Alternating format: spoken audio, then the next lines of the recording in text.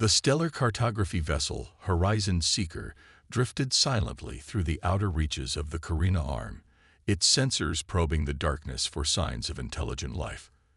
Commander Sarah Chen stood at the bridge's observation window, her dark eyes fixed on the distant stars.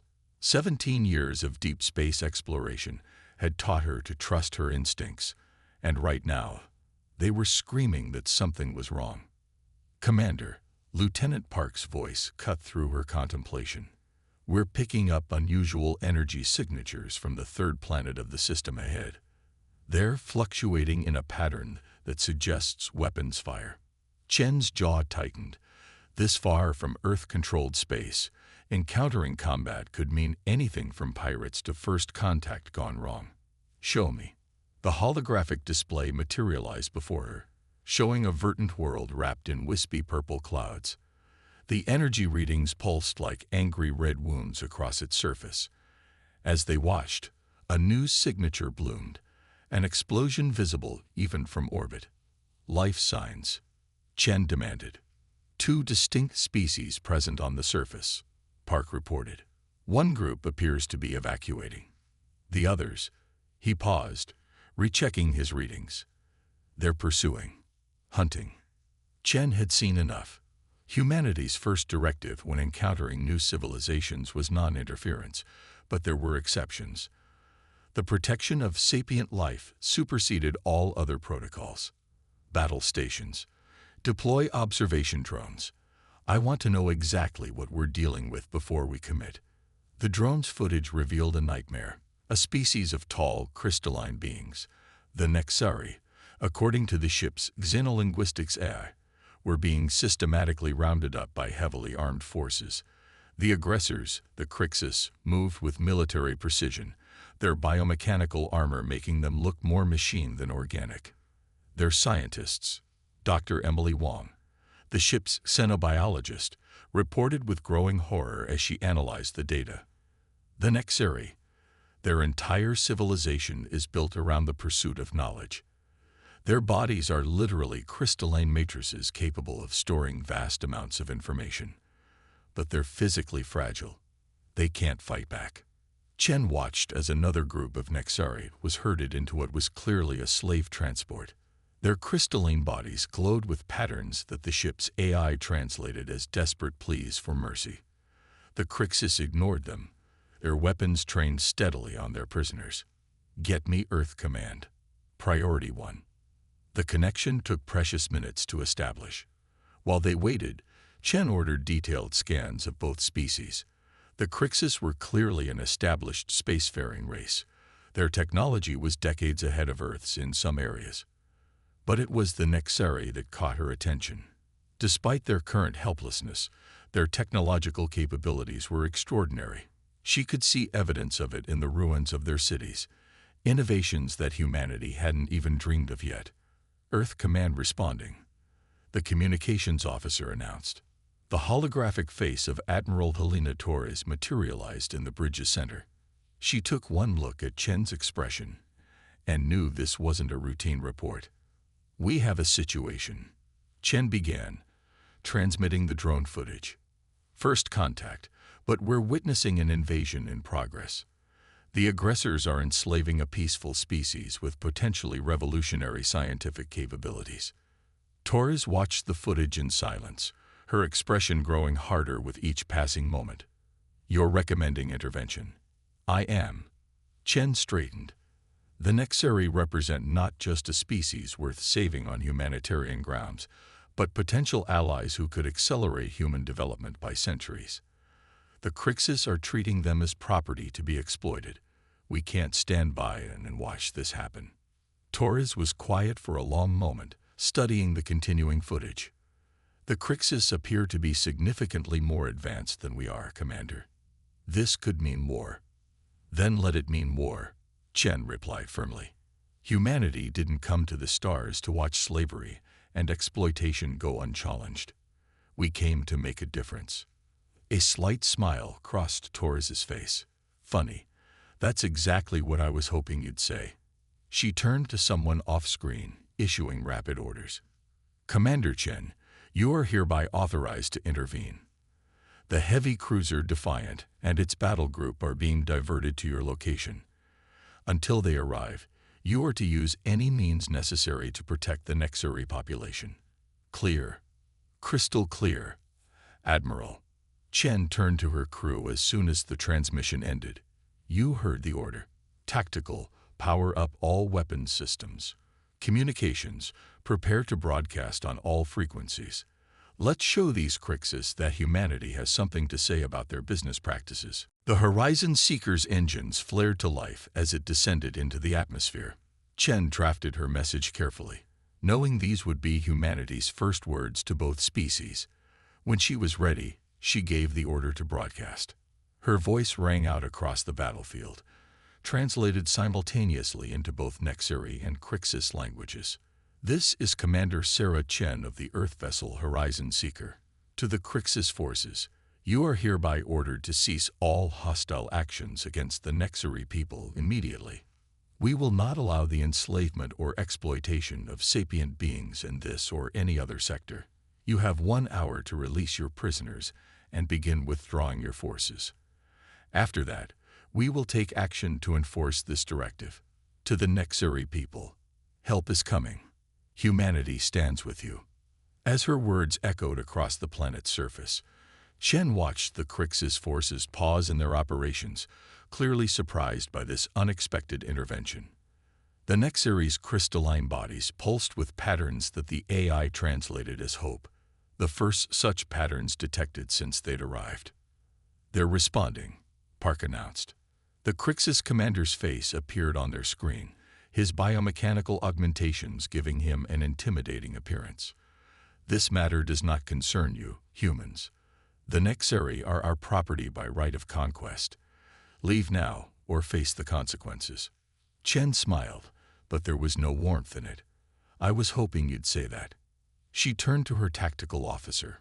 Target their slave transports. Disable only. We don't want to risk the prisoners. Show them exactly how serious we are about this. The Horizon Seeker's weapons came to life, precise beams of energy slicing through the Crixus ship's engines. As the disabled vessels descended for emergency landings, Chen broadcast once more. That was a warning shot. The next one won't be. Your time is running out. I suggest you use it wisely. And so began humanity's first interstellar war, not for territory or resources, but for the principle that no species should live in chains. The Nexuri would remember this day for generations to come, marking it as the moment when everything changed. The day humanity declared, "Don't lay a finger on our alien allies." The Crixus retreat had been swift, but far from final. Commander Chen knew this as she stood in the gleaming central chamber of the Nexuri archive, surrounded by beings who shimmered like living crystals. 3 weeks had passed since humanity's intervention, and every minute had been spent preparing for the inevitable response. Your defense systems are unusual. First Scholar Lyra chimed, her crystalline form refracting light in patterns that conveyed both curiosity and concern. The translation matrix had improved significantly since first contact, allowing for more nuanced communication. They seemed to rely heavily on unpredictability. That's because they do, Chen replied, studying the holographic display of the orbital defense network they were constructing. The Crixus have superior technology in many areas, but they're rigid thinkers. They rely on overwhelming force rather than adaptation. We're counting on that. The defense network was unlike anything either species had seen before. It combined Nexuri quantum computing with human tactical innovations, creating a system that could reconfigure itself in real time based on threat analysis. But it wasn't just the technology that made it unique. It was the philosophy behind it. Admiral Torres's face appeared on a nearby screen, joining their strategic session. The latest intelligence reports confirm our suspicions. The Crixus are gathering a fleet at their primary military installation in the Orion Spur. They're not taking this lying down. Good, Chen responded, surprising the Nexuri present. Let them come prepared for a major engagement. It'll make what we actually have planned even more effective. The Admiral's expression remained serious. "The Coalition Council has formally approved the Mutual Defense Pact. We're officially all in on this, Commander. Don't make me regret backing your play." "Understood, Admiral." Chen turned back to the Nexari leaders as the transmission ended. "Now about those modifications to your crystalline architecture we discussed." The next few days saw an unprecedented collaboration between humans and Nexari. While Earth's ships took up defensive positions around the planet, Nexari scientists worked with human engineers to implement what they called Project Prism. The Nexari's crystalline bodies weren't just for show. They were organic supercomputers capable of processing and storing vast amounts of data. With careful modifications, they could also be used to amplify and redirect energy in ways that defied conventional physics. Combined with human military strategy, it created possibilities that neither species had imagined before. Dr. Emily Wong spent countless hours working with the Nexari, her xenobiology expertise proving crucial to understanding how to safely enhance their natural abilities. "It's remarkable," she explained during one briefing. "Their entire species evolved to preserve and process information. But they never considered using that ability for defense because it wasn't in their nature to think in terms of conflict." The Crixus would learn about this oversight the hard way. When their battle fleet arrived, it was exactly as impressive as intelligence had suggested. Hundreds of ships dropped out of faster-than-light travel in perfect formation, their biomechanical designs a testament to their military might. The message they broadcast was predictably arrogant. "This is High Commander Vex of the Crixus Dominion. Your interference in our territorial expansion will not be tolerated. Surrender the Nexari immediately or face annihilation. You have 1 standard hour to comply." Chen sat in her command chair aboard the newly arrived Earth dreadnought, defiant, watching the Crixus fleet with calm eyes. Around her, human and Nexari crew members worked in perfect synchronization. The Nexari's ability to process information at incredible speeds made them excellent tactical officers, while their human counterparts provided the strategic insight they had gained through centuries of warfare. "Send our response," Chen ordered. "Keep it simple." The message was just 3 words: "Come and try." The Crixus attack began exactly as predicted, a massive coordinated assault designed to overwhelm through sheer firepower. Their ships moved in rigid formations, their tactics textbook perfect and utterly predictable. That's when Project Prism activated. The Nexari on the surface and in the defense platforms began to glow, their crystalline bodies channeling energy in ways that turned the very fabric of space into a weapon. Every shot the Crixus fired was captured, amplified, and redirected. The carefully planned formations became a liability as their own energy weapons were turned against them. But it wasn't just about defense. Human ships darted through the chaos in seemingly random patterns, their movements coordinated by Nexari tactical officers who could process battlefield data faster than any computer. They struck at weak points that appeared for milliseconds, disappeared, then reappeared where they were least expected. The Crixus response was to increase power to their weapons, exactly as Chen had predicted. This only made Project Prism more effective, as the Nexari network had more energy to work with. Their rigid tactical doctrine prevented them from adapting quickly enough to the situation. "They're trying to calculate our pattern," First Scholar Lyra observed from her station on the Defiance Bridge. "They cannot accept that there isn't one." Chen allowed herself a small smile. "That's the beauty of it. We're not using a pattern. We're using chaos theory and human intuition, backed by your processing power. They literally can't comprehend what they're facing." The battle lasted less than 3 hours. When it ended, the mighty Crixus fleet was in ruins, their survivors retreating in disarray. Not a single Nexari had been harmed, and human casualties were minimal. It was a victory that would reshape galactic politics. But as Chen watched the Crixus ships flee, she knew this was just the beginning. The real challenge wouldn't be winning battles. It would be changing minds. Today had proven that humanity and the Nexari were stronger together than either species was alone. Now they had to prove that this new model of cooperation could work on a galactic scale. "Send word to Earth Command," she ordered. "Tell them Phase 1 is complete, and get me a secure channel to the HFY Council. It's time to discuss Phase 2. As the messages were sent, Chen looked out at the stars, knowing that somewhere out there, other species were watching, learning, and perhaps hoping. Humanity had made its stand, and the galaxy would never be the same. The Crixus defeat had sent shockwaves through the galaxy, but Commander Chen knew better than to celebrate too early. In the month since the battle, the HFY homeworld had become a hub of feverish activity. Human engineers worked alongside HFY scientists, strengthening defenses and pushing the boundaries of what their combined technologies could achieve. But it was the quiet that worried her most. "They're planning something," Chen said, standing in the war room of the Defiant. The holographic display showed Crixus movement patterns across 3 sectors. "This withdrawal is too organized, too purposeful." First Caller Lyra's crystalline form pulsed with patterns of agreement. "Our long-range sensors detect unusual energy signatures from multiple Crixus staging areas.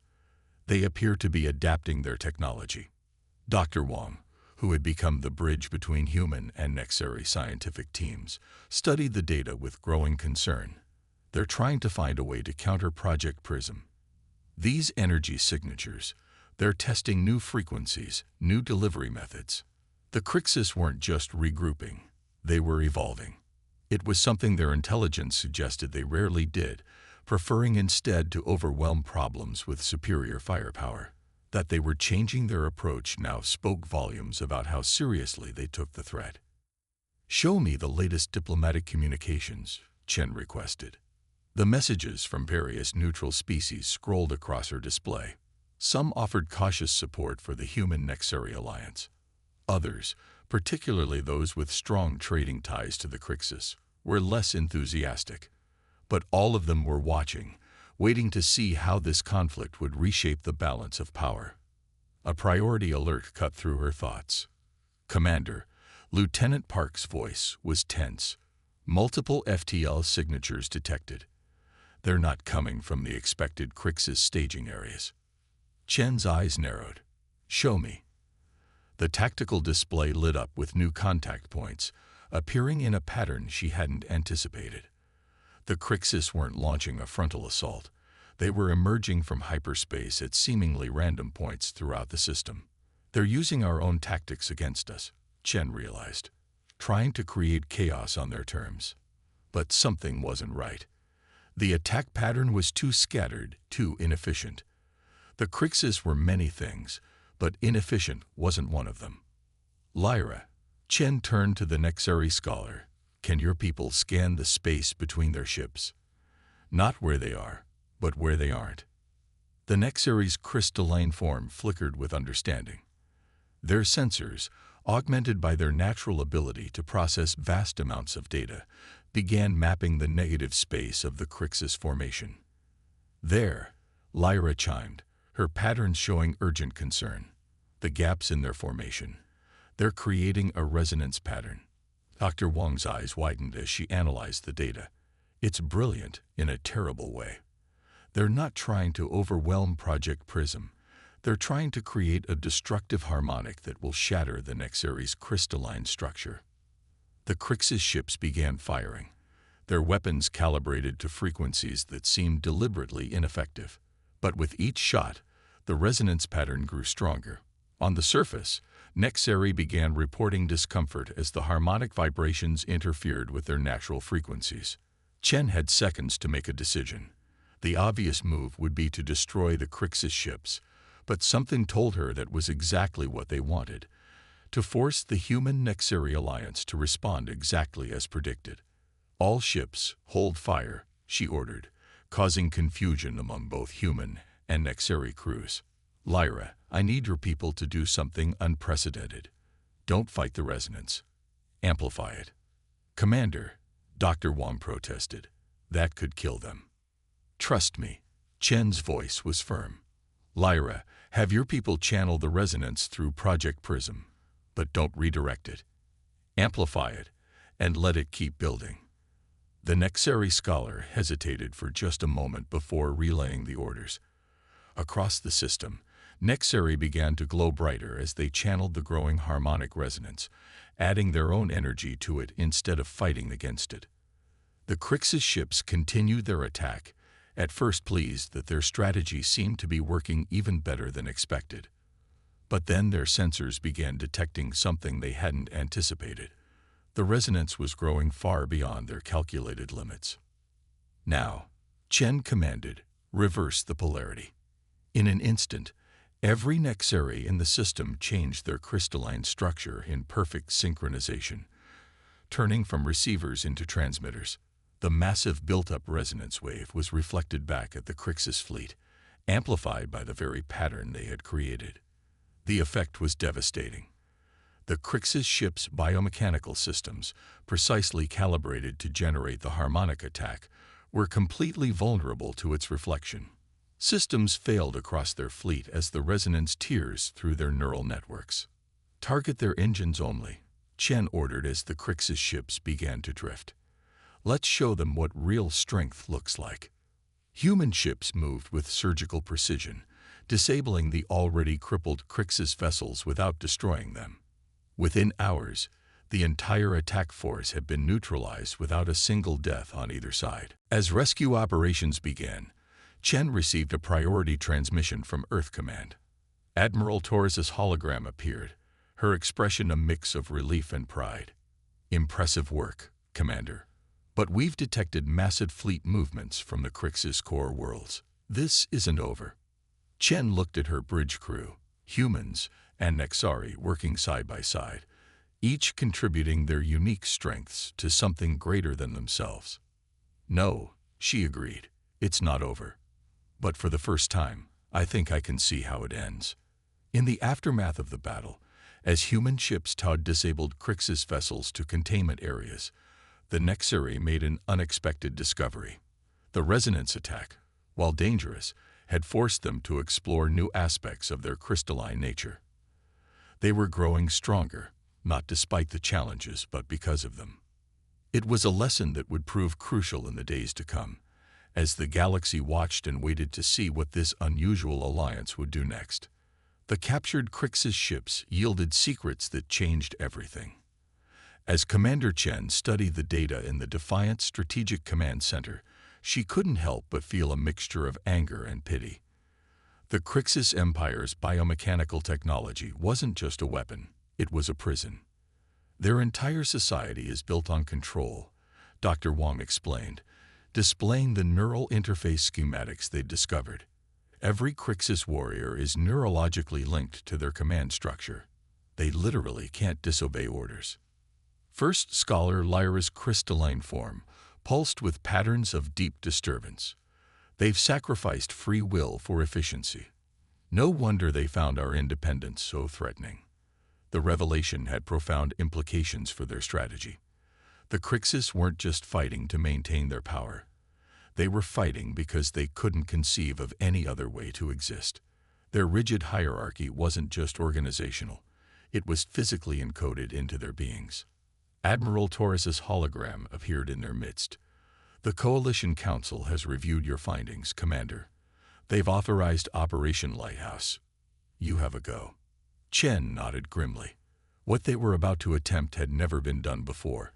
A combination of human psychological warfare and Nexari technological innovation that would target the very foundation of Crixus society. Begin the broadcast, she ordered.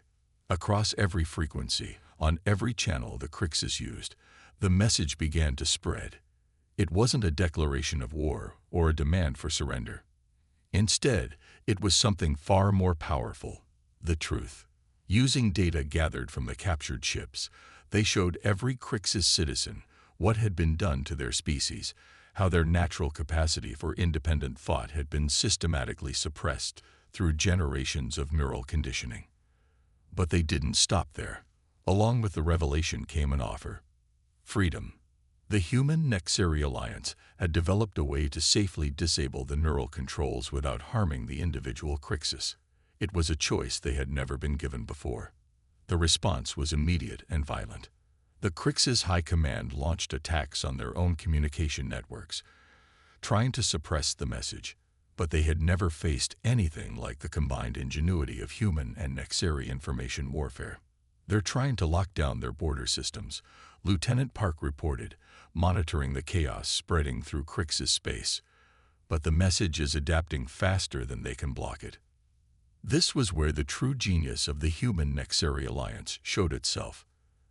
The Nexari's ability to process and transmit vast amounts of data, combined with human expertise in information warfare, created a force that was virtually unstoppable. Every time the Crixus blocked one transmission vector, 10 more appeared. But the real breakthrough came from an unexpected source. Among the Crixus ships they had captured was a medical vessel, and its crew included scientists who had been secretly studying ways to free their people. They had never had the means to implement their theories, until now. "We're detecting massive energy fluctuations in the Crixus core systems," Lyra announced, her crystalline form brightening with excitement. "Their control networks are destabilizing. The revolution, when it came, was both slower and faster than anyone had expected. Entire battle groups of Crixus ships simply stopped responding to their high command's orders. Others turned on their own control centers, their crews choosing freedom over submission." Chen watched it all unfold with careful attention, ready to intervene if the situation turned to chaos. But something remarkable was happening. The Crixus, freed from their neural conditioning, were not descending into anarchy. Instead, they were organizing themselves, choosing new leaders based on merit rather than hierarchy. "Commander," Dr. Wong called out, her voice urgent, "we're receiving a transmission from the Crixus homeworld. It's different from their usual communications." The message that played through the bridge speakers was unlike any they had heard from the Crixus before. Gone was the cold, mechanical precision of their normal transmissions. This was emotional, alive. To the human Nexari alliance, the voice began, "We are the Free Crixus Council. For generations, we have been prisoners in our own bodies. Our free will sacrifice to a vision of perfect order. You have shown us another way. We request, we ask, for your help in rebuilding our society." It was the word "ask" that struck Chen the most. The Crixus had never asked for anything before. They had only demanded. "Signal the fleet," she ordered. "All ships to maintain defensive positions but stand down weapons, and get me a secure channel to the Free Council." As the orders were carried out, Chen looked at her mixed crew of humans and Nexari. What they had achieved here was more than a military victory. It was proof that different species could work together to create something better than they could achieve alone. "First Scholar," she turned to Lyra, "how quickly can your people adapt Project Prism to help stabilize the Crixus neural networks during their transition?" The Nexari's crystalline form shimmered with determination. "With human assistance in understanding their biomechanical systems, very quickly indeed." Admiral Torres's hologram reappeared, her expression thoughtful. "This is going to change everything, Commander. The balance of power, the political structure of known space." "Good," Chen replied firmly. It needed changing. As the Defiant moved to assist the first group of transitioning Crixus ships, Chen couldn't help but reflect on how far they had come. They had set out to protect one species from exploitation, and in doing so, they had freed another from its own worst impulses. But the work was far from over. The Crixus would need help adapting to their new freedom, and there were other species watching, other empires that might see this transformation as an opportunity or a threat. The galaxy was changing, and humanity's role in it was only beginning to take shape. 6 months after the Crixus liberation, Commander Sarah Chen stood in a room that would have been unimaginable a year ago. The newly constructed Trilateral Assembly on the Nexari homeworld hosted representatives from all 3 species, the crystalline forms of the Nexari glowing softly, the newly freed Crixus with their dormant biomechanical implants, and humans in their standard uniforms.